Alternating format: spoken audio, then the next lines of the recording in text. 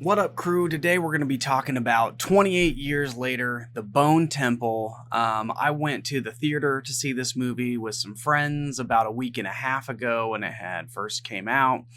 Um, I had watched the first 28 years later in theaters as well. I really enjoyed 28 years later, the original, although it threw me kind of off guard. I didn't know what to expect since it had been so long. I just knew it was from the original director of the original 28 Days Later, so I was pretty excited about that. So, anyway, with 28 years later, there was a lot of the story itself was pretty self-contained in 28 years later, but then there was these kind of beginning and outro scene with this guy named Jimmy, and then throughout the film you also saw some Jimmy symbols and Jimmy words kind of all throughout the entire film, just kind of hidden in the background. So it left me a little confused. Well, then in 28 years later, we really get thrown in and introduced to the character named Jimmy that's just a little bit in the original 28 Days Later. And, I was actually really interested in that. I was interested in how they were gonna work it out. And you really need the first movie to make the 28 years later, The Bone Temple, even stronger of a movie, because you're introduced to Dr. Kelson and Spike, who are some of the other main characters. Dr. Kelson, he seems kind of like a crazy madman, but he's actually really kind-hearted, and he keeps with his doctor practices even throughout the entire apocalypse that they've been through for 28 years essentially. So this story, you would think it might follow Spike more, but really Spike's kind of a more background character. I mean, he's definitely still a main character, but he's more of a background character in this movie. And Dr. Kelson and Jimmy really come forward as more of the main characters of this film. You kind of follow Jimmy, who is a cult leader, for sure. He has this cult of people who anybody he introduces into his cult, he calls his cult the Fingers. It's from some Bible scripture, I do believe. And he has 7 fingers that is his cult. And he renames anybody who joins his cult into being Jimmy. So they become Jimmy as well. So it's just an entire Jimmy cult. Well, and then you got Dr. Kelson, and he kind of starts becoming buddies. He kind of has this buddy bonding with a giant zombie that he names Samson. He kind of starts. It's kind of interesting how like I said, there could be some slight spoilers here, so just beware of that. But he drugs the zombie.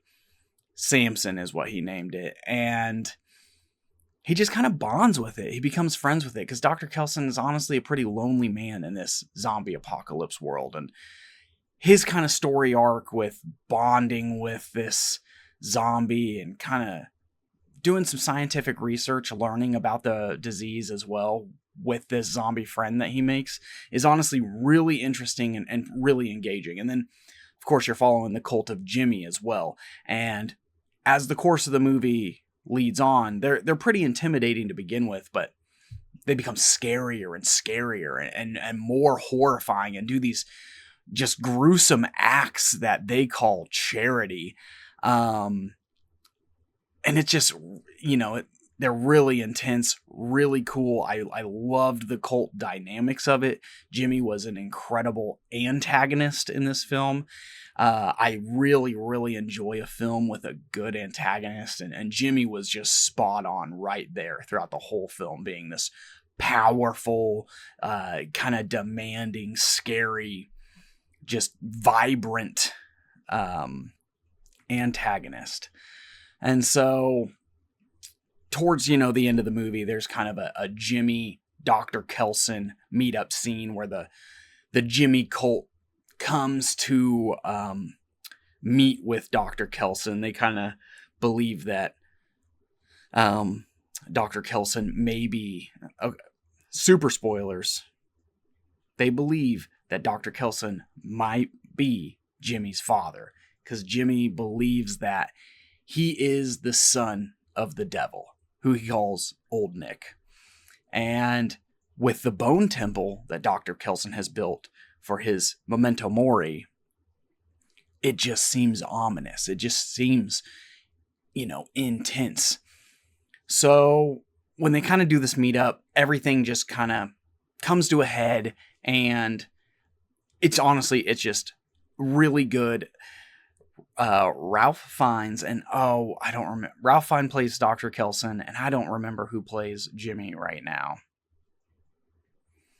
But either way, those two, they really just steal the show when they're there. And Spike, in the original 28 Years Later, man, he was a really powerful character, especially for a child actor. Like, I was really shocked how powerful of a child actor he was. He really took a back step in this movie. Like I said, he was more of a supporting role, so it was really interesting how he kind of had such a back step, and how he was so different in this movie. And then, of course, super spoiler, at the end, you get the incredible Cillian Murphy, who is in the original 28 Days Later, back, and he just kind of starts coming in, and it starts leading into be a third movie. And I think that's just really awesome how they're actually going to continue into a third movie in this 28 Years Later timeline that they kind of have. 28 Days Later was always one of my favorite zombie movies like ever made back in the day. And they're really doing really well in recreating this universe and expanding it into the future. And I'm just really excited where the third one can go. So I guess that's all I really have to say.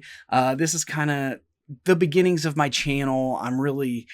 I kind of just have my normal house in the background. Eventually I'm going to get a green screen up. I want to do some better editing.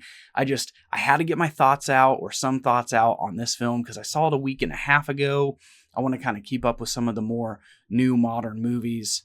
And so, like I said, I saw 28 Years Later, The Bone Temple, in theaters with friends. And for me, it was a 10 out of 10 experience. It was just huge. It felt so good. And I was just way better than the first one to me. The first one was really good, but this one just really blew me away with how powerful and how scary and just intimidating it kind of was and felt. So, like I said, if you want to subscribe to the channel, I really appreciate it. If you want to like this video, help boost it into the algorithm, that would be huge for me. While I'm getting this channel just kind of started, the quality is going to improve. I've worked on some stuff in the past, and with this new year that kind of started, I just didn't get off the ground running the way I really wanted to. But I'm gonna keep doing more and keep getting better and keep growing like every single person does and should.